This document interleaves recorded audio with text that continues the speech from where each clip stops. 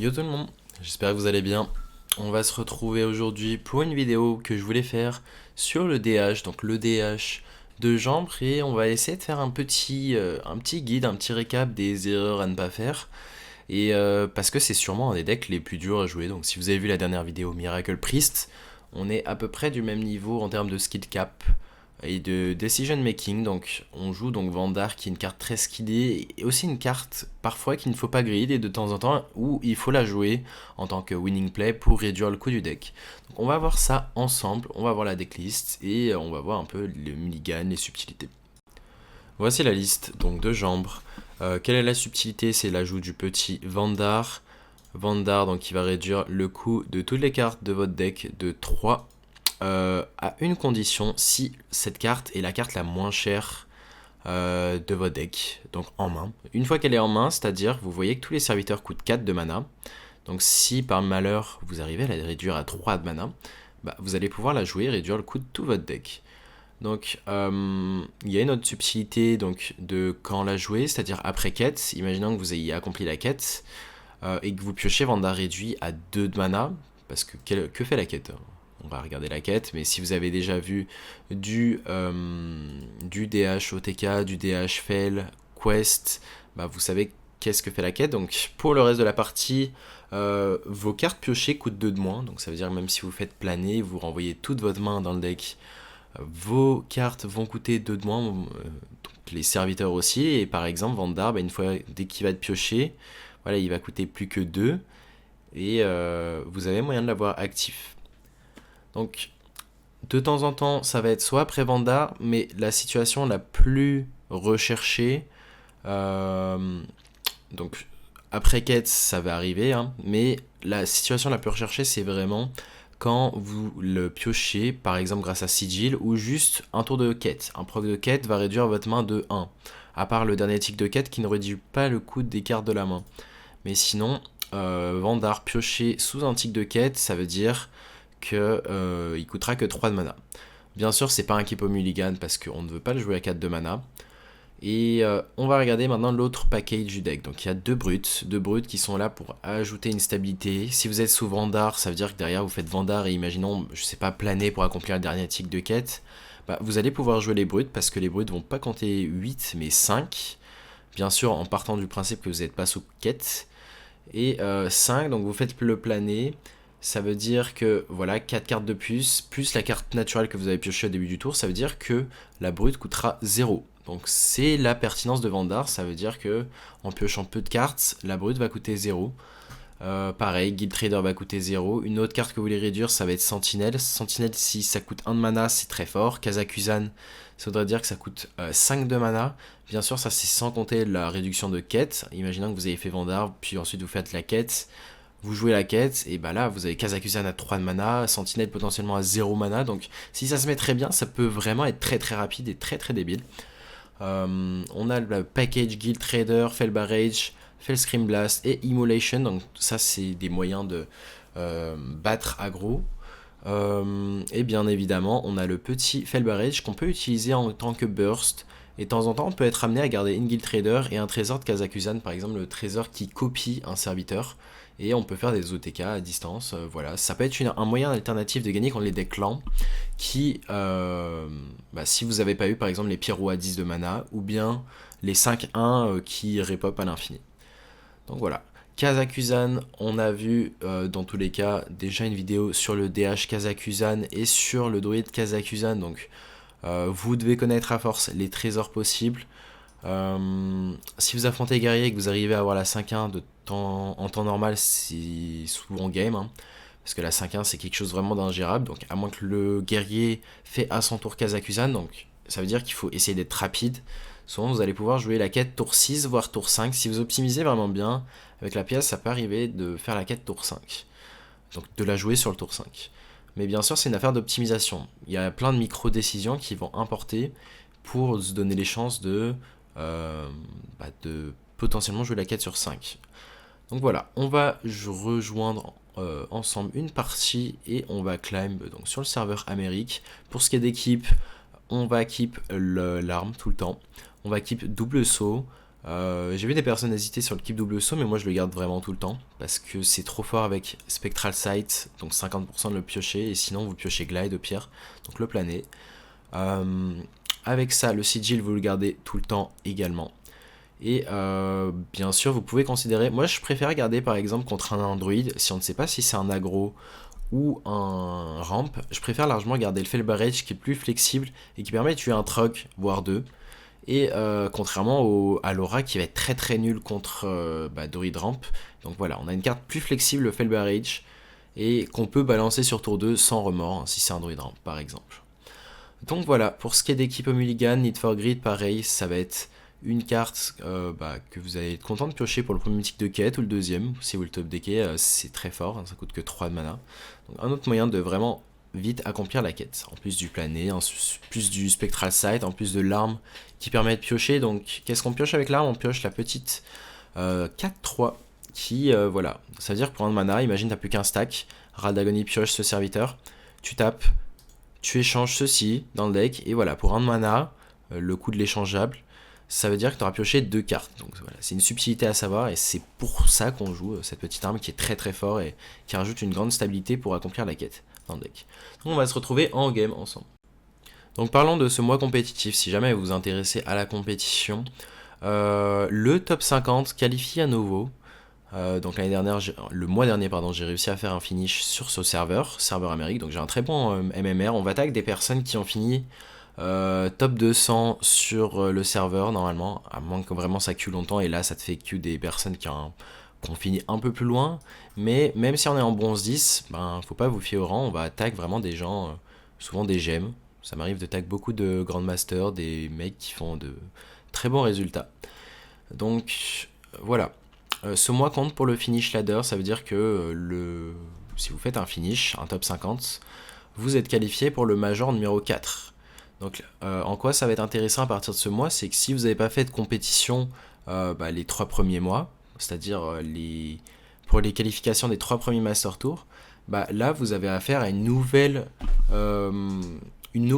section qui démarre, c'est-à-dire ça marche par série en fait. Imaginons que vous voulez qualifier au World, eh bien il suffit de faire une bonne série sur ces 3 Master Tours, donc les 3 majors qui arrivent. Et pour se qualifier, qu'est-ce que vous faites? Soit vous faites un top 50, soit vous faites... vous allez sur EA Tiers, donc comme ça se prononce, et c'est là où vous avez le lien des tournois en fait, où vous pouvez vous inscrire, ce qu'on appelle les Open Cup. Et voilà, il suffit d'en gagner une ou de faire un très bon win rate sur 10 Open Cup. Donc si vous avez 3 decks, n'hésitez pas à vous lancer vraiment. Il n'y a pas besoin d'un gros budget, juste 3 decks que vous maîtrisez, 3 decks qui sont très solides. Et bien sûr, au moment où il y aura la nouvelle extension, je ferai on va dire, les suggestions de line-up, les trucs peut-être qui rentrent bien ensemble si jamais ça vous intéresse de vous lancer dans la compétition. Donc voilà. Si jamais vous faites un très bon résultat à l'issue de vos qualifications sur les majors, donc, chose très bien, c'est que on a un compte qui nous est fourni. Ça veut dire que vraiment vous avez accès à toutes les cartes. Vous avez des super accounts et c'est ce qui va vous permettre de, on va dire, laisser votre imagination de débordement et vraiment jouer ce que vous voulez. Donc je pense à l'exemple de Gabi par exemple qui n'avait pas toutes les cartes ou qui avait peut-être les cartes que sur un serveur à une période, et vous voyez que maintenant il a toutes les cartes sans problème, et puis il a aussi des super accounts. Ça veut dire que voilà, il a accès à toutes les cartes. Donc voilà, c'est quelque chose qui aurait pu vous freiner, où vous dites ok j'ai que 3 decks et ça va pas m'aider pour les tournois. Au final, que même avec un deck, si vous faites un finish ladder, derrière vous pourrez vous entraîner grâce au super account. Et là, comme vous voyez sur NA, on a tout simplement bugué. Donc malheureusement ça arrive, les petits bugs. Et on va sûrement en restart, hein. Je vais mettre un petit cut sur la vidéo. Ok, on est de retour. Et voilà, donc j'ai pas pu vous montrer le mulligan. On est donc contre un joueur que je regardais auparavant en stream avant de lancer tout simplement ce petit recordage de vidéo. Donc là on va jouer le sigil. On n'aura pas vu le mulligan pour cette game, parce que voilà, il y a eu petit bug, le temps que je fixe tout ça. Et mais dans tous les cas, il n'y avait rien d'intéressant par rapport à ce que j'avais dit au mulligan. Hein. Felbarrage, ça va être un keep contre ce match-up également. Pourquoi? Parce que si vous prenez la caverne très tôt, vous pouvez tout simplement... Ok, Frostbite. Il doit faire ça parce qu'il doit setup un multicaster, donc... Felbarrage permet de tuer une 3-4. Oh, ok. Spectral Sight est une très très bonne draw ici. Il y aurait un monde où on se dit double jump, puis on trade ceci par exemple. Mais le truc c'est qu'on ne pourra pas facilement outcast de cette partie de la main. Oh, et là on a Vandar. Vandar, et ben le fameux Vandar qu'on recherchait. On va sûrement juste tirer au power face. On n'a rien de mieux à faire ici. Ça sert à rien de piocher un de plus. On veut garder vraiment la pioche pas chère. Ça c'est comme une carte de pioche pas chère en fait. Donc ce qui est dommage, c'est qu'on ne pourra pas jouer Vandar et Glide. Ok, je suis curieux de voir ce qu'il a pris comme pick ici. Peut-être qu'on va juste faire la Studies. On va voir. Après, peut-être que c'est plus pertinent de jeter ça. Ouais, ça me va. Et oui, il s'attendait à ce que voilà, nous bloquer un sort nous dérange, sauf que là, au final, ça nous va parce qu'on avait envie de jouer ce Vandar et on pouvait pas jouer ce Vandar s'il avait choisi de counterspell le serviteur. Donc cette carte qui est très cool et vraiment quand elle arrive on curve, elle a moyen de bloquer un counter-slow contre mage par exemple. Là, dans ce genre de spot, elle aurait pu être très très problématique. Bien sûr, il ne s'attendait pas à un Vandar. Donc ici, on préfère largement voir ça que voir quelque chose comme... Oh, ok. Donc la brute, vous voyez, elle est déjà réduite. Donc on va voir si on peut avoir de la pioche sur ça. On a de la pioche sur ça. Ce qui est vraiment ce qu'on recherchait.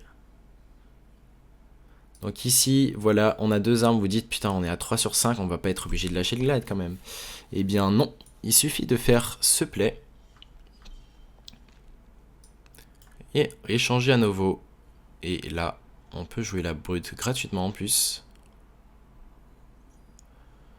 On peut jouer la brute gratuitement. Je pense qu'on va pré-shot ceci et mettre un Fellscream ici. On veut être sûr que la brute conteste le board. Là, on a déjà de quoi contester un board. Donc, potentiellement, on peut glide prochain tour. Faut voir.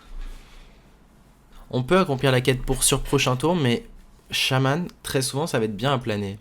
Donc, si on peut outcast un plané, bah au bout d'un moment, Shaman est obligé de piocher en fait. Il peut pas juste lâcher sa main.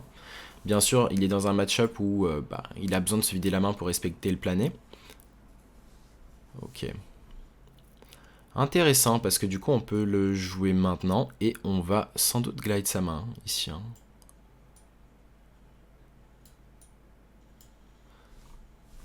Voilà, le petit plané qui ne fait jamais plaisir à un chaman. Hein. En fait, ce qui est bien en fait, c'est si vous avez joué des deux côtés. En fait, si vous avez déjà joué tous les decks, bah, vous pouvez les mettre facilement à la place donc de Shaman par exemple. Et je peux vous dire que Shaman n'est pas très très content. Ok, est-ce qu'on pense trade pour économiser des points de vie? Je pense que on est fine de pas économiser ses points de vie. On va attendre avant d'échanger. Hein. On est dans un très bon spot. On va jouer Kurtrus puis échanger. Need for Grid, Need for Grid. Donc voilà, le fait de jouer Shaman, vous savez que Glide, voilà, ça vous dérange. Et pareil, mettez-vous à la place de n'importe quel deck que vous avez joué, que vous affrontez en face, bien sûr. Et dites-vous que, ok, si là je me prends plané, dans quelle situation je serais pas content de me prendre plané, quoi. Et vous allez voir que bah, plané, c'est pas une carte que vous avez envie de prendre. Ok. Ici, je pense qu'on va simplement Kurtrus et double trade. Certes, il y a une 3-2, on peut se dire c'est menaçant, voilà. Mais ici, je préfère largement double trade. Et comme ça, si on top deck les Need for Grid, bah, on peut piocher pour 3 de mana et ça se met très bien. Là, on veut vraiment chercher Sentinelle. C'est pas cette 3-2 qui nous fait peur avec 2 cartes en main. Et il a 2 de mana. Donc là, il a peut-être le Sorin. Ouais, il a abandonné, il a give up. En même temps, on a fait une très grosse sortie à base de Vandar. Il n'y a pas eu le mind game de potentiellement counter Notre Vandar, il s'attendait peut-être pas à un Vandar, où il s'est dit, bah on l'a peut-être pas en main, donc statistiquement, il y avait peu de chances qu'on ait le Vandar. Donc voilà. Et Magmanterface, vous voyez, je vous disais l'exemple de quand on queue, voilà, alors qu'on est pourtant que bronze 10, bah Magmanterface, qui est un des meilleurs joueurs sur Amérique, un grand master également, qui a fait un finish top 10, je crois, le mois dernier, sur serveur Amérique. Donc vous voyez que vraiment, vraiment le MMR, c'est ce qui compte, hein. C'est pas le rang que vous voyez ici. Parce que bien sûr, Hearthstone va essayer d'adapter au matchmaking à vos adversaires, donc au MMR. Donc c'est pour ça qu'il y a ce MMR et c'est pour ça qu'il ne faut pas vous étonner. Demon Hunter. On a peut-être affaire à un Mirror Leaf. Je crois que c'est un joueur, j'aurais dit un joueur chinois, mais je me trompe peut-être. Mais son pseudo me parle bien. Si c'est le cas, on affronte pour l'instant de très bons joueurs, donc comme prévu, hein. C'était sans surprise. Et là déjà, juste avec cette main en fait quand vous avez l'arme, ce qui est très fort, c'est que il vous manque une seule carte échangeable pour faire la quête. Là par exemple, il y aurait un monde où on se dit pièce, on fait pièce, arme. Et je vais le faire ici, pourquoi merde, oh, je vais pas taper. Ok, donc c'était une grosse erreur de pas taper. Là j'étais perdu dans mes explications. C'était quoi l'argument? C'était tout simplement si vous piochez Vandar avec le premier tic de quête, bah, vous pouvez le jouer sur tour 3. Bien sûr, ne faites pas comme moi à ne pas taper en ayant pièce l'arme. Ce qui est terrible, c'est que du coup, bah, le plan de jeu tombe à l'eau et on a lâché la pièce pour rien.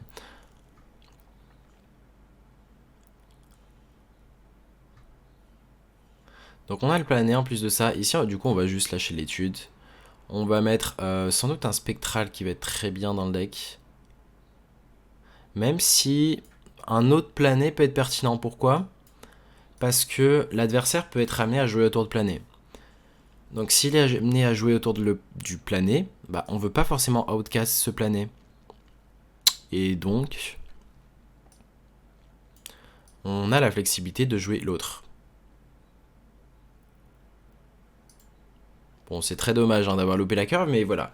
On est là pour s'ajouter un petit peu de difficulté, parce que sinon, voilà, les games vont être très simples. Hein. Et évidemment.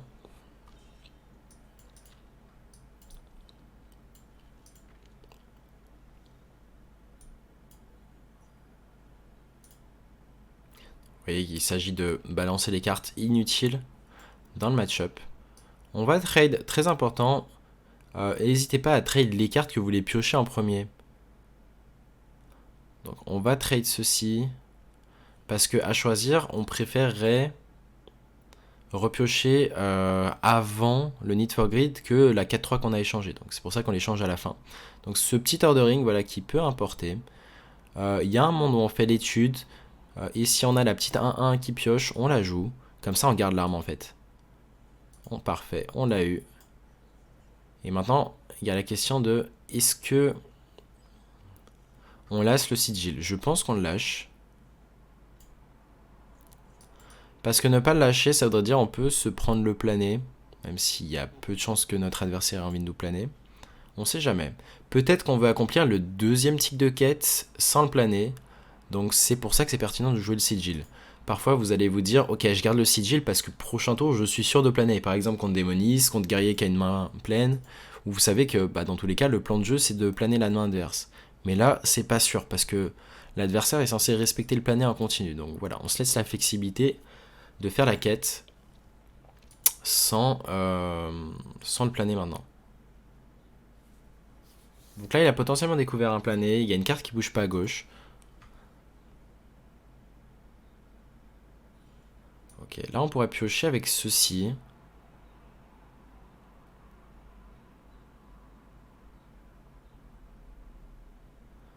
Donc là, si on pioche l'autre brut... Oh, on a pioché l'autre brut. On peut jouer les deux bruts ici. Hein. Et ici, c'est ce qu'on va choisir de faire. Hein.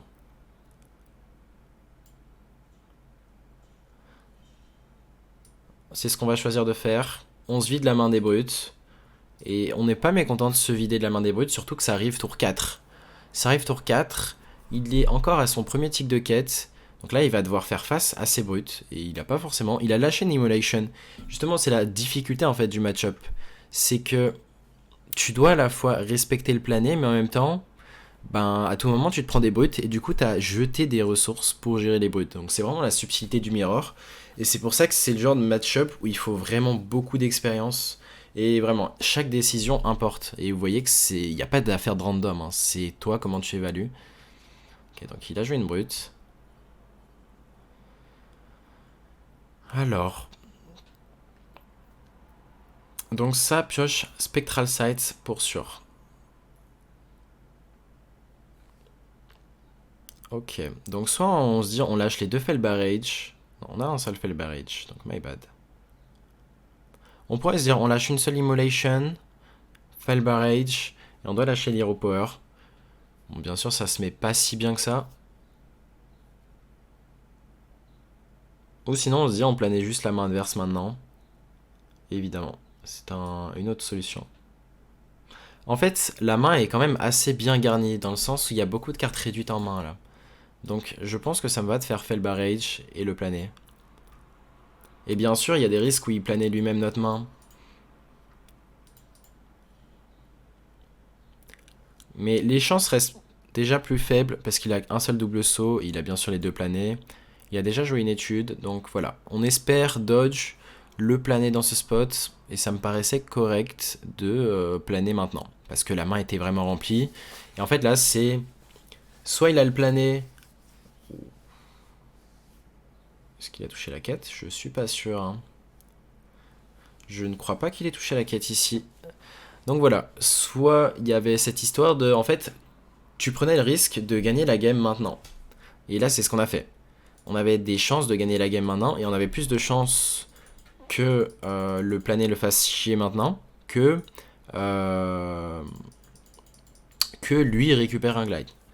Donc en soi, les statistiques que lui récupère le plané vraiment en outcast, donc à gauche ou à droite de la main, restent faibles. Et puis même si ça arrivait, je pense pas que la game était perdue en soi, parce que nous, il nous restait 2 planés dans le deck. Et vu qu'il nous reste 2 planés, ça veut dire que lui-même, bah, s'il nous planait, on a des chances de counter planer ou juste de récupérer la 7-7. Donc voilà, c'est le genre de spot où vous pouvez vous permettre de planer quand vous avez le board en plus de ça. Donc c'est tricky, mais voilà, là c'était un bon spot. C'est parti pour une troisième game. Donc une troisième game, et au passage je viens de voir que je ne vous avais pas mis le son. Donc on va remédier à ça. Je vais vous mettre le son du jeu. Hop. Bien sûr on ne garde rien. J'aime pas garder Immolation même si c'est un deck board centrique. On va même renvoyer Guild Trader parce que voilà, Shaman peut être un deck assez rapide. Je préfère vraiment aller chercher les cartes comme l'arme et Sigil ou le double saut. Donc là on a le plané. À tout moment on top deck double saut et on a un 50-50 de piocher le deuxième spectral. Bien sûr on peut vite top deck l'arme également ou le Sigil. Mais si on n'a pas le choix, on va devoir pièce planer ici. Hein. Donc à choisir, on aimerait bien qu'il drop peut-être un drop 2. On espère qu'il n'est pas Inerve Caverne. Ok. Je pense qu'on va juste tirer au power ici. Pourquoi? Parce que dans tous les cas, si tu trades et qu'en plus de ça... bien sûr, c'est pas parce qu'on a le plané qu'on va juste all-in sur le plan de jeu plané. À tout moment, tu top deck Need for Greed. Donc là, ça reste 2 chances sur 24. C'est-à-dire trade ça plus le top deck. Ça, c'est très chiant. Alors, est-ce qu'on fait l'étude first? En soi, on pourrait trade la Guild Trader. L'étude ne nous aide pas ici. Hein. Malheureusement, là, le Mukla, je pense qu'il va faire la game tout seul. Le body est très très fort. On va prendre par défaut peut-être le crâne. La Fellow s'envisagerait, mais...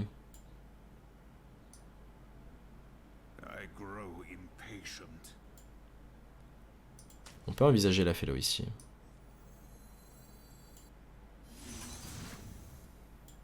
On va lâcher ça. On n'a pas envie de prendre ces 3. Et puis on prépare à se vider la main pour le planer. Donc là, un bon top deck, qu'est-ce qu'on pourrait avoir? Need for Greed. Need for Greed qui donne lui-même des cartes de pioche, comme double saut. Comme ça, on pourrait piocher Need for Greed, pièce, Spectral Sight, par exemple. Donc là, on prend énormément de dégâts et il arrive à jouer autour de planer. Et là, c'est le genre de game, en fait, là, c'est malheureusement l'aléatoire du Mukla ici qui va faire la game. Et le problème...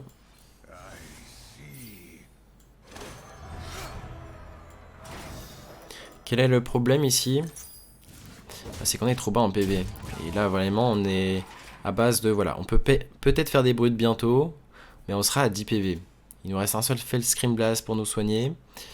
C'est pas le genre de spot qu'on gagne très facilement. Donc là, on va devoir chercher Need for Greed, le piocher, des cartes échangeables.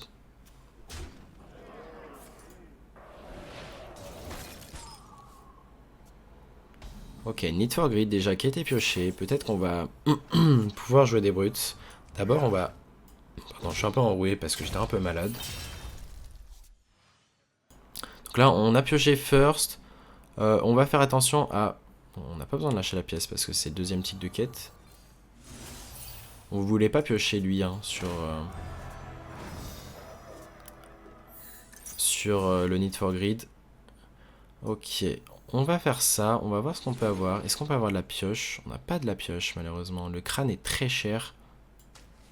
Donc ici on va trade ceci. Et malheureusement, on n'a pas toute la pioche. Les réductions au final avaient l'air ok. Ici j'avais pas lâché l'arme. Hein. Donc ne faites pas cette erreur que j'ai fait. Pourquoi il fallait pas lâcher l'arme? Parce que vous donnez l'information à l'adversaire que vous avez cette carte à 0. Là c'était juste le tour était compliqué donc je l'ai drop. Et malheureusement on manquait d'une carte de pioche pour vraiment jouer 7 brutes pour 0. Pièce, jouer ceci. C'est dommage.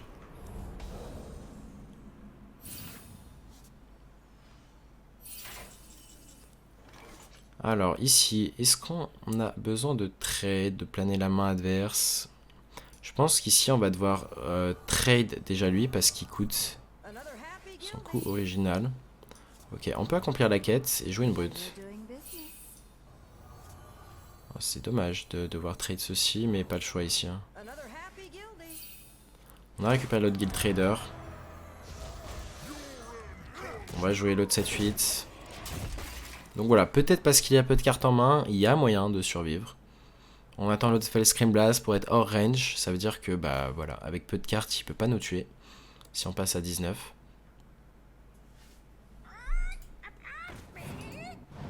Gardien. Et là, déjà, c'est un board quasiment ingérable.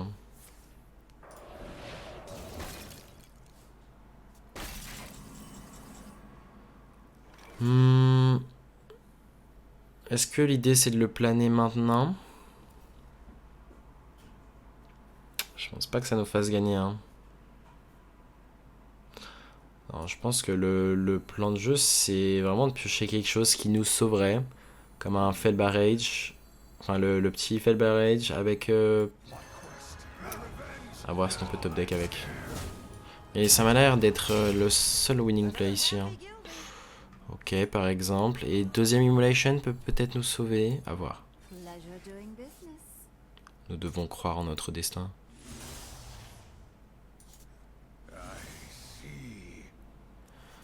Ok, on a le deuxième Fell Barrage. Ici. Donc on peut jouer la brute. En soi, on est peut-être à l'abri. Hein. On va faire ceci. Et là, on va accepter de lâcher la dernière carte de heal en fait. Donc on va le faire ici, comme ça on affaiblit cette créa. Et on n'a pas le choix de lâcher cette dernière carte de heal parce que du coup, il y a moyen que juste ce mur suffise. Ok, il a double AOE. Bon, c'était rapide, efficace. Mais en soi, dans la plupart des mains adverses, on était très bien parce qu'il a quand même fait gardien into Macao. Donc, dans la plupart des mains adverses, statistiquement, on avait réussi à comeback cette game qui était incroyable sur le Muk là. Et vous voyez qu'il y a vraiment des outils de comeback possibles, hein, malgré des sorties très très énervées, malgré une bad RNG. Mais c'est pour ça qu'il faut toujours rester focus du début à la fin, prendre les lignes de play gagnantes comme on a fait à la fin de jouer la 7-7. Immolation n'allait pas nous sauver. Donc voilà.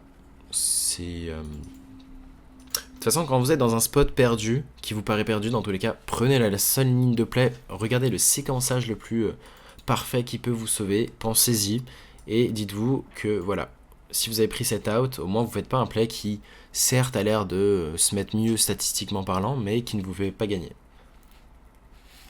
On espère que ça soit pas gagné, que ce soit pas buggé. Je vais relancer le jeu ici. Donc nous voici de retour. Contre un druide cette fois-ci. On pourrait se dire, on garde potentiellement Immolation, mais j'avoue que je ne pas être trop fan. Pourquoi? Parce que le druide Kazakusan est pas un très très bon match-up. C'est vraiment gagnable si vous arrivez à le planer, et puis derrière s'il ne pioche pas Kazakusan direct. Mais sinon, voilà. On respecte quand même le deck le plus puissant overall, hein, même si Druid Pet a vraiment ses match-up. Donc voilà, on espère potentiellement piocher Vandar maintenant. Il n'y a pas eu de Trog, on est content. Là par contre, Immolation va devenir très intéressante à piocher. On va voir si on pioche le spectral sur cette pioche. On a le spectral, on va pièce. Fel Barrage va être très intéressant aussi. Là il y a un monde où on fait double Fellscream Blast et on joue le Barrage. Parce qu'il s'attend pas forcément à une bonne gestion. Là bien sûr il pourrait jouer un autre taunt et composting. Et sur ce genre de play, bah, on perd sûrement la game.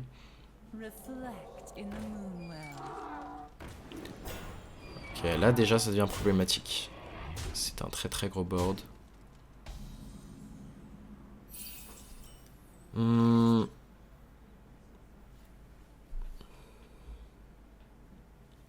Est-ce que la ligne de play gagnante c'est de piocher ici? Je pense que oui.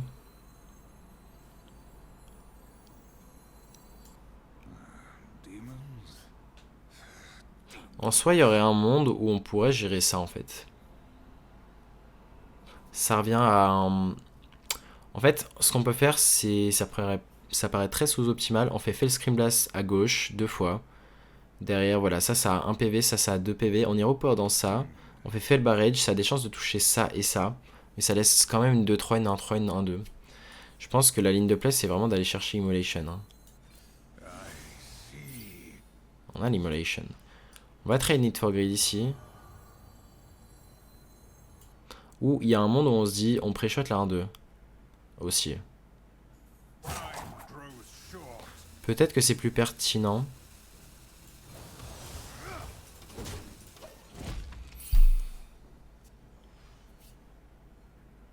Donc on espère juste dodge composting. Hein. S'il n'y a pas de composting, ben, là il va juste rien jouer en fait pour pas commit plus sur le board.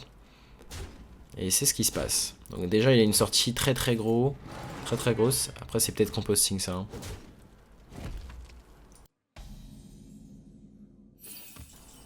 Ok. Donc on va lâcher ça sans aucun doute. On va lâcher un Fellscream. La question est... Est-ce qu'on drop le sigil avec? Et je pense que oui. C'était soit on dropait le sigil, soit on le drop pas, et du coup on joue celui-là. Et du coup on assure la quête à 100% prochain tour avec Need for Greed. Bien évidemment on pourrait piocher Glide, hein, mais on veut pas Glide, ça va. Ok, c'est déjà un proc problématique.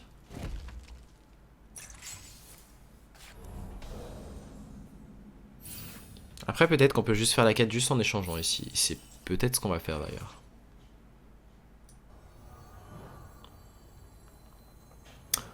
Donc échangeons juste. Ça permet de tourner autour d'Arbor Up. On échange bien évidemment les cartes en premier qu'on a envie de repiocher. Donc voilà. On repioche le Need for Greed. Malheureusement on pouvait pas le jouer direct, mais le premier échangeable faisait qu'on pouvait le repiocher instant. Et on va pré-shot ceci. Pourquoi? Arbor Up.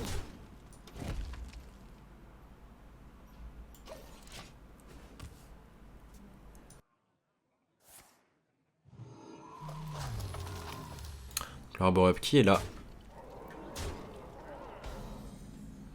Ok, on peut peut-être avoir un full clear, mais bien évidemment on est obligé de commencer par ça à cause du Trog. Donc à voir si on a le full clear avec A-Beam.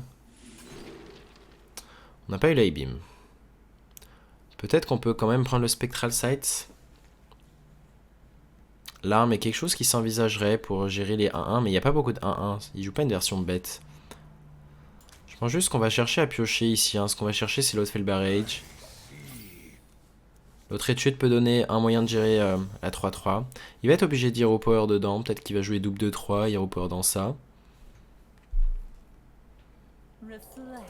Ouh, ça c'est une...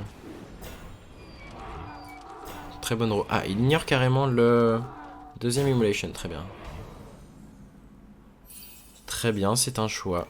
Peut-être qu'il estime ne pas gagner s'il respecte. Ok, c'est un Aibim. Aibim qui va être très bien ici. On va tuer ça sans aucun doute.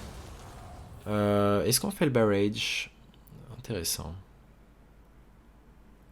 Je pense qu'on va faire le barrage et faire le plané.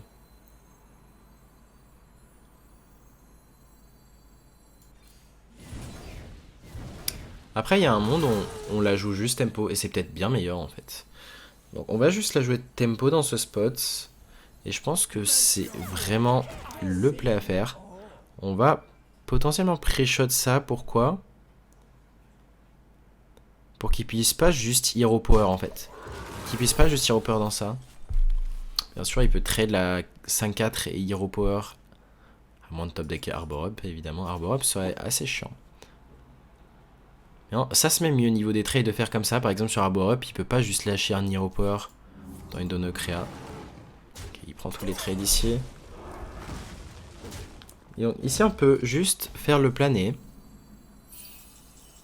On peut juste faire le plané et jouer la quête directement. On pourrait choisir de full clear ce board, mais c'est pas pertinent. Hein. Autant directement jouer 7-7-7. Et on a toujours ça. En backup. Et évidemment, on a double Need for Greed. Donc là, ça veut dire que en faisant cette ligne, bah, imaginons même s'il est Arbor Up, bah, on a la possibilité de piocher Need for Greed et derrière de piocher Guild Trader pour Immolation et un full clear.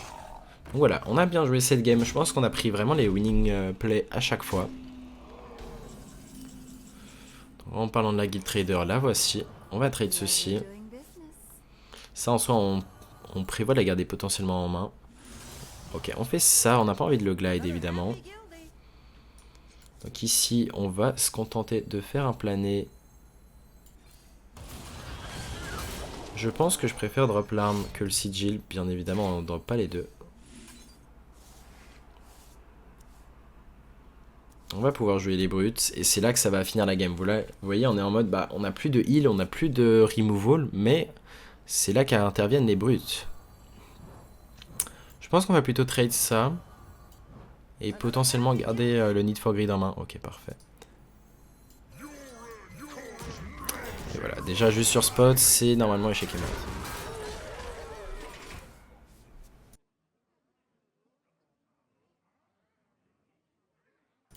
Donc c'est le genre de deck, voilà, avant de vous le présenter, j'attendais d'avoir un minimum d'échantillons dessus. Et voilà, pour l'instant, bon, à part l'erreur d'inattention, il n'y a pas d'erreur fondamentale en termes de plan de jeu qui ont été faites dans les games qu'on a fait.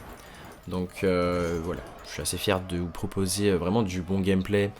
Et c'est l'avantage en fait d'avoir maîtrisé les autres decks DH, c'est que voilà, à force de les avoir travaillés, bah, le travail paye. Ça veut dire que maintenant, bah, je peux facilement maîtriser ce deck parce que les changements en soi sont pas grands. Et pareil, si imaginons vous maîtrisez un deck aggro, bah, s'il y a que quelques cartes qui changent, ça va être très facile de le réapprendre. Donc voilà, c'est juste les subtilités à intégrer et voilà, voir qu'est-ce qui change, voir le avant-après entre l'ancienne version et maintenant avec Vandar. Et vous voyez qu'au final, bah, ça devient très vite. Hein. C'est pour ça que c'est pertinent d'apprendre même des decks que vous n'aimez pas. Parce que bah, si un deck qui était voilà, chiant pour vous, mais ça devient top méta et vous êtes comme moi, vous avez un esprit bah, juste à chercher à gagner et viser bah, un finish par exemple, bah, c'est vraiment pertinent d'apprendre même les decks que vous n'aimez pas. Je vois pourtant des joueurs compétitifs. Hein. Il y a des joueurs, il y avait un joueur auquel je pense, un américain, un streamer. Et pareil, je lui avais suggéré de jouer Démo Chouette. Parce que Démo Chouette, j'ai un très gros win rate. Je vais d'ailleurs vous montrer. Le Démo Chouette, où est-ce qu'il est, 64% de win rate, 50-28. Je pense que c'est une de mes meilleures stats récentes. Et c'est un des seuls decks où vraiment j'ai la sensation de pouvoir avoir un Age contre tout, même contre Mozaki Mage. Bah, j'ai réussi à gagner en fait, qui paraît pourtant des pires match-up. Et voilà, c'est vraiment, vous avez vos shots contre tout avec ce deck. Et je pense même, vous me direz si ça vous intéresse, ou peut-être que je le ferai par moi-même, on verra. On vérifie que ça bug pas. Donc, ok, bon. On va relancer le jeu, petit break, et on continue la conversation.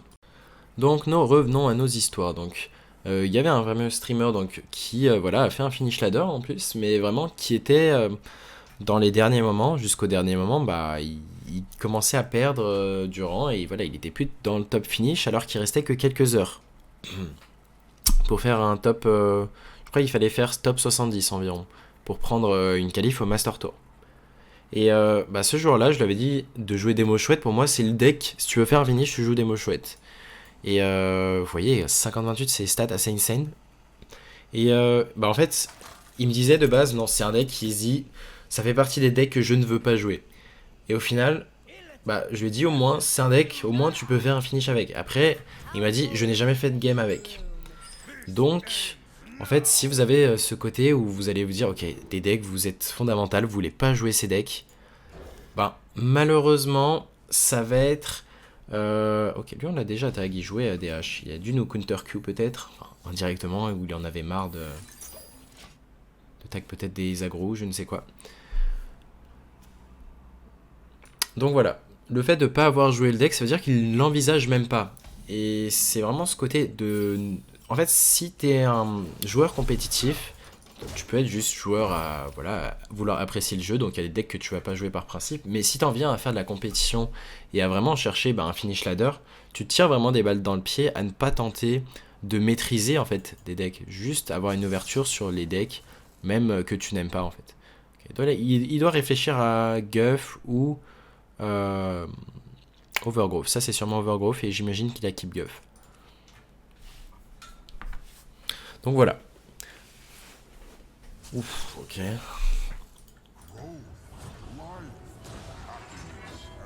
Bon, Guff va être très dur à battre, mais voilà. Si on arrive à planer le Kazakusan, ça a l'air d'être un Kazakusan.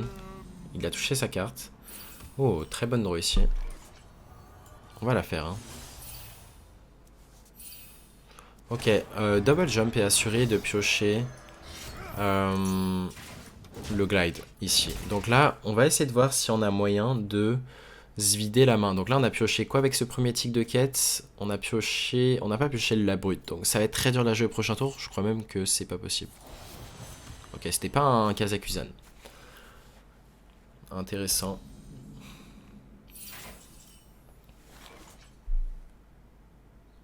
Est-ce qu'on se contente juste de faire un plané ici?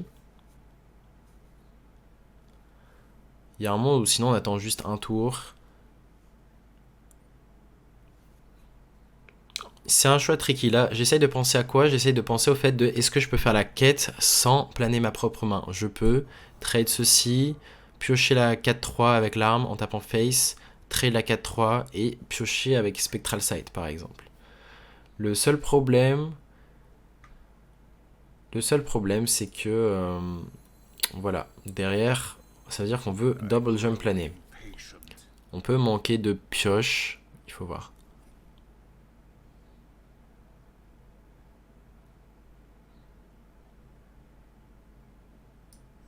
J'ai quand même le sentiment qu'on peut pas se permettre d'aller lent.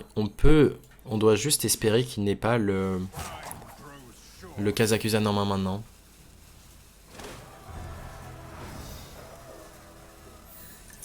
Donc ici, c'est subtil, mais dans ce genre de spot, plutôt que juste taper et équiper l'autre arme, vous préférez d'abord équiper l'autre arme, garder la 4-3 en main. Bien sûr, on aurait peut-être pu jouer la brute si on la piochait. Donc là, on avait pioché 5 cartes avec le plané. 5 cartes, si on avait pioché avec ça 6, échanger ça 7, ou on avait d'ailleurs pioché 8. Donc malheureusement, il a le Kazakusan après avoir Guff. C'est le genre de sortie que vous ne gagnerez jamais, hein. Vous pouvez en être sûr. Mais voilà, là il y avait la possibilité de jouer des brutes, mais c'est pas ce qui nous faisait gagner. Et il y avait peu de chance statistiquement. Donc malheureusement, en termes de statistiques, en soi ça reste faible, hein, parce que le fait d'avoir Guff et de l'avoir joué sur tour 2, jouer sur tour 2, en plus de ça, Kazakusan juste derrière sur notre tour 4.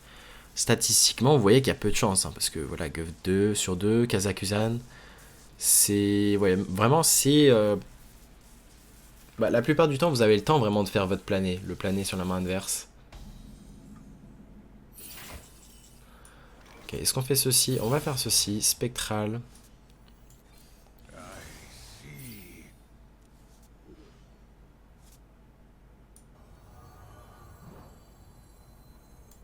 On va trade ceci.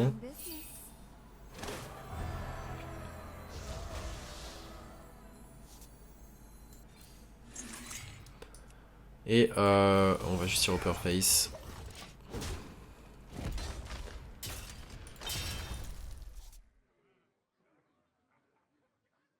Donc là, normalement, statistiquement, il va avoir quelque chose qui va nous déranger et qui va peut-être juste nous empêcher de jouer la quête.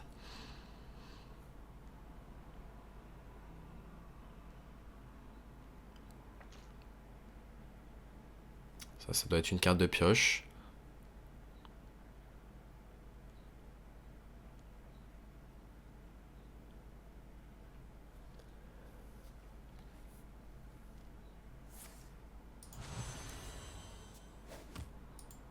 Pour l'instant, c'est quoi la seule défaite qu'on a eue? On va regarder bien évidemment qu'est-ce qui nous a joué. Mais la seule défaite qu'on a eue, c'était contre un chaman. Chaman, ouais, qui nous avait fait le fameux Mukla. Donc ici, on prend la winning line, hein, bien évidemment. C'est pas le fait de Felberich qui va nous sauver. On va peut-être étude first. Le crâne va pas nous aider.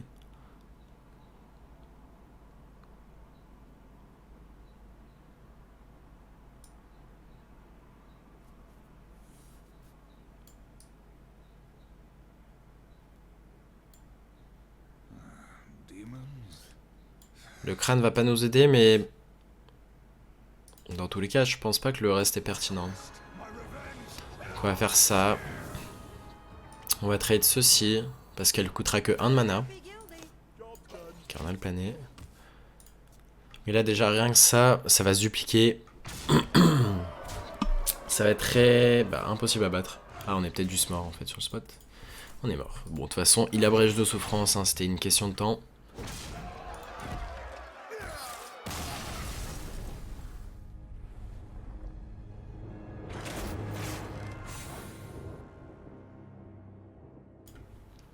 Donc voilà, quel est le bilan de la session qu'on peut faire sur ces 5 games? Donc il y a certaines sorties de Druid Kazakusan que bien sûr vous ne battrez pas, et puis ça arrive, hein, mais statistiquement ça arrivera pas tout le temps, ce qui se fait passer la dernière game.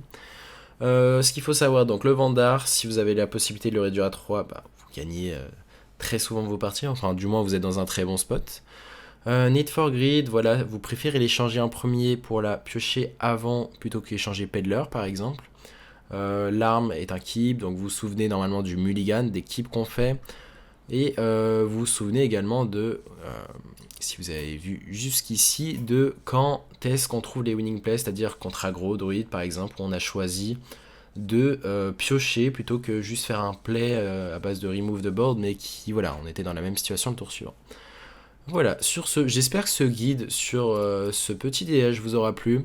Donc voilà, pour rappel, hein, si vous n'avez pas suivi ma dernière vidéo, donc à venir très bientôt mes guides sur mon site web qui, je ne sais pas quand il arrivera, mais c'est en projet et ça devrait arriver le plus tôt possible, hein, c'est en travail. Et là vraiment je mettrai en accès donc tous les guides que je fais, et j'attends surtout la nouvelle extension où il y aura donc les nouveaux decks, et ça sera pertinent de faire des guides à ce moment là où vraiment tous les decks qui seront jouables et top méta et un peu moins top méta, tant qu'il reste compétitif, voilà, il y aura des guides dessus et je m'intéresserai absolument à tous les decks. Sur ce, on parlera de la nouvelle extension quand il y aura les infos du corset, c'est-à-dire demain, le 5 avril.